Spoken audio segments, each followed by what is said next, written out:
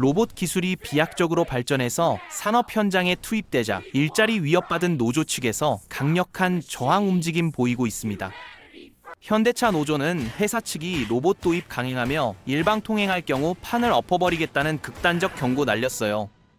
이게 단순히 파업하겠다는 수준 넘어서 회사랑 자신들이 모두 공멸하더라도 막겠다는 너 죽고 나 죽자식 벼랑 끝 전술입니다. 사측은 생산 효율성 위에 인간 배제한 무인 공장 프로젝트 추진 중이며 이는 노조한테 생존 걸린 절체절명 위기예요. 지금부터 로봇 도입 둘러싼 현대차 노사 간 치킨 게임이랑 대통령의 뼈 있는 경고를 적나라하게 분석합니다. 현대차가 몇 주 전 시제품으로 만든 휴머노이드 로봇 아틀라스 공개하며 노동 현장 혁명 예고했습니다. 아틀라스가 뭘 하냐고요? 한 대가 사람 2명 목일 해내는 압도적 작업 능력 과시하며 인간 노동자 위협하고 있어요. 50kg에 달하는 무거운 중량을 거뜬히 들어 올리는 완력은 육체 노동 한계 뛰어넘었습니다. 인간과 달리 춥든 덥든 어떤 극한 환경에서도 불평 한마디 없이 작업 수행할 수 있는 강인함 갖췄어요. 한 현대차 엔지니어가 자랑했습니다. 아틀라스는 영하 20도에서도 일해요. 영상 40도 폭염에도 멀쩡합니다. 사람은요, 덥다고 쉬자고 하죠. 춥다고 난방 켜달라고 합니다. 이런 괴물 로봇 도입 계획 발표되자마자 노조는 자기네 설 자리 사라질 거 직감하고 즉각 반발했어요.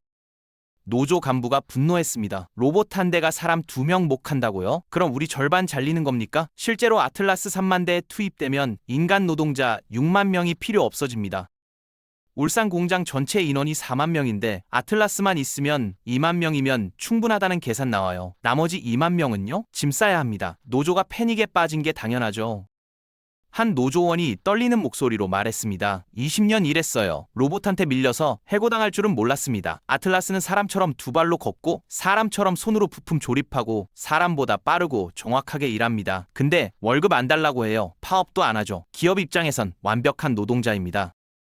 로봇 투입으로 일자리 줄어들 게 확실시되자 현대차 노조는 사측 향해 살벌한 경고 메시지 던졌습니다. 일방 통행하면 판을 엎을 것이다라는 발언은 협상 여지 두지 않겠다는 강력한 투쟁 의지 표현이에요. 여기서 판 엎는다는 게 뭐냐고요? 파업 등으로 회사 생산 라인 멈춰 세워 막대한 손실 입히겠다는 협박이나 다름없습니다. 이는 회사도 망하고 자기네도 망하는 자폭 감수하겠다는 거죠. 노조가 느끼는 위기감이 극에 달했음을 보여줍니다. 단순한 반대 시위 넘어서 회사 생존 자체를 볼모로 잡고 로봇 도입 저지하려는 과격한 대치 상황 전개되고 있어요. 한 노조 간부가 기자회견에서 외쳤습니다. 회사가 우리 무시하고 로봇만 믿고 가면 어떻게 됩니까? 우리가 파업하면 회사 망합니다. 로봇이 차 만듭니까? 우리가 만들죠. 근데 회사 반응이 재미있습니다. 로봇 투입하면 파업해도 생산 가능합니다. 노조 협박 안 먹혀요. 과거 같았으면 노조가 파업하면 회사가 무릎 꿇었어요. 근데 이제는요, 로봇 있으니까 파업해도 공장 돌아갑니다. 노조 협상력이 제로가 되는 거죠. 이게 노조를 더 절박하게 만들고 있습니다. 한 노동 전문가가 분석했습니다. 노조가 판 엎겠다고 협박하는 건 마지막 카드예요. 근데 이미 게임 끝났습니다. 로봇한테 졌어요. 노조는 최후 수단으로 공장 점거나 기계 파괴까지 고려하고 있다는 소문도 돕니다. 완전히 러다이트 운동 재현되는 거죠.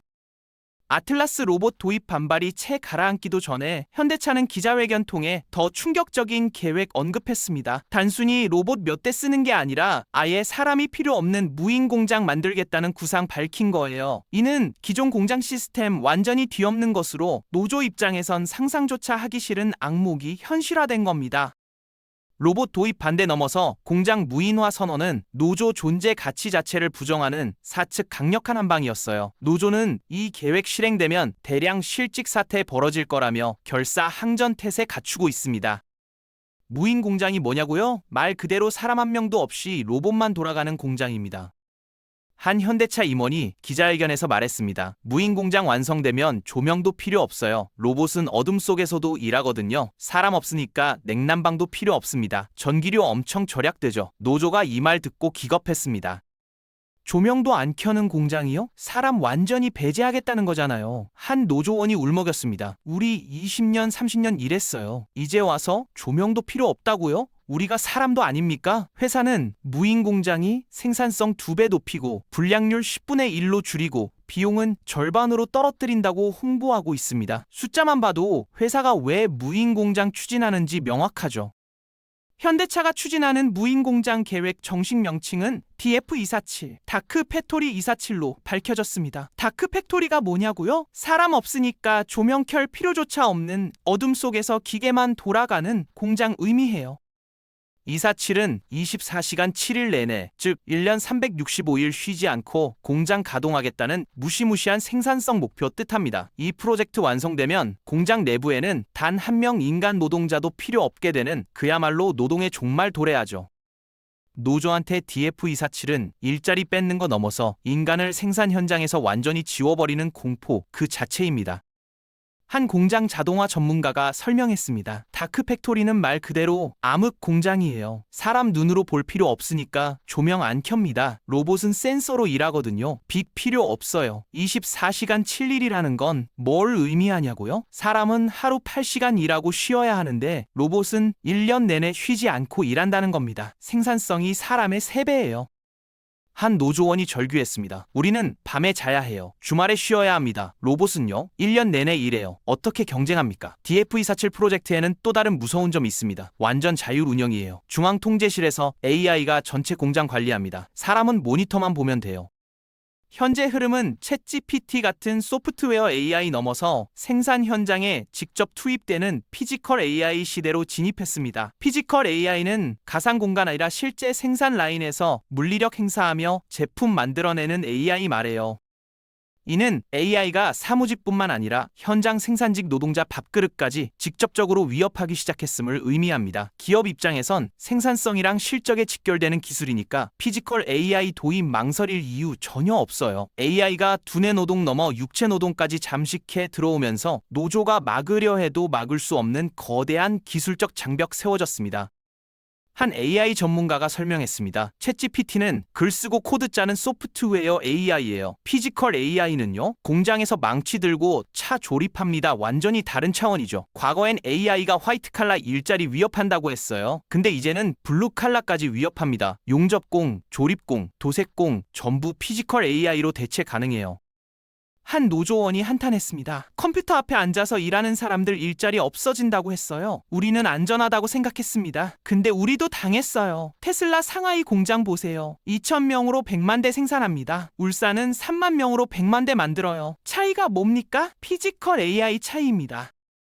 AI 로봇 도입이랑 24시간 무인 가동 시스템은 노조 입장에서 그야말로 절체절명 위기입니다. 사람 필요 없는 공장 현실화된다면 파업 무기로 삼았던 노조 협상력은 제로가 돼요. 회사 망하게 하겠다는 협박도 무인 공장 앞에서는 통하지 않을 수 있어 노조는 진퇴양난 빠졌습니다.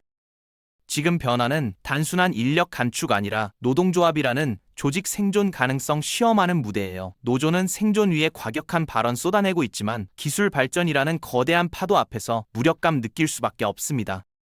한 노동 전문가가 냉정하게 분석했습니다. 노조 협상력이 뭐였습니까? 파업이었어요. 파업하면 공장 멈추니까 회사가 무릎 꿇었죠. 근데 무인 공장은요? 파업해도 안 멈춥니다. 로봇이 계속 일하거든요. 과거엔 노조가 파업하면 회사가 하루에 1,000억 원 손해봤어요. 그러니까 노조 오구 두어줬죠. 근데 이제는요? 파업해도 로봇이 일하니까 손해 없습니다. 노조 협상력 제로가 되는 거예요.